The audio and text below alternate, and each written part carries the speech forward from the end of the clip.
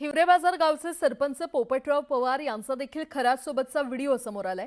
या व्हिडिओमध्ये ते खरातचं कौतुक करताना दिसतायत। कॅप्टन खरात याची ओशनोलॉजीला शास्त्रीय आधार असल्याचं वक्तव्य पोपटराव पवार यांनी केलं होतं। सिंगापूर आणि जपान सारख्या देशांमध्ये चोरांना पकडण्यासाठी पोलिसांकडून ओशनोलॉजीचा वापर केला जात असल्याचं धक्कादायक वक्तव्य त्यांनी केलं होतं। एक प्रकारे पोपटराव पवार यांनी आपल्या वक्तव्यातून अंधश्रद्धेला खतपाणी घातल्याचं समोर आलंय।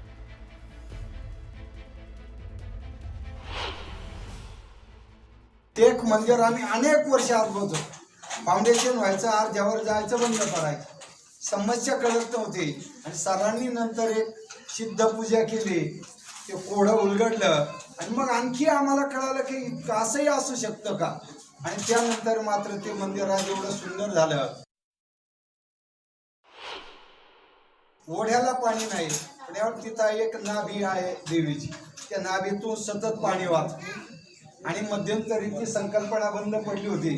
सरांनी सांगितलं की आपण दिवाळी नंतर पाऊस पडणार आहे, सतत पडन आणि या वर्षी ते 5 लिंब देवीच्या नाभीत टाकले की ते गावाच्या बारवेत यायचे आणि मध्ये काही कालखंडात ते सगळं बंद पडलं होतं मागच्या 50-60 वर्षात आणि ते आता पुन्हा नव्याने सुरू होत आहे। म्हणजे याला काय जादू म्हणायची आणि याला तंत्रज्ञान म्हणायचे। दरम्यान या व्हायरल व्हिडिओवरून पोपटराव पवार यांनी काय स्पष्टीकरण दिलंय आपण पाहूयात।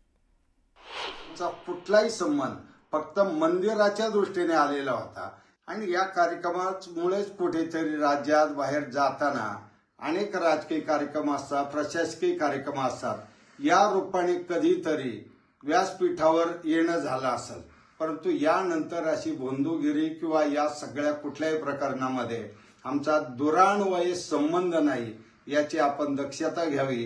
कारण हिवरे बाजारने 35 वर्षाच्या श्रमातून हे काम उभं केलेलं आहे आणि ती आज जगाची गरज पर्यावरण पाणी आहे। त्यामुळे विनाकारण हिवरे बाजारला अशा काहीतरी वितंडात ओढणं हे चुकीचं आहे।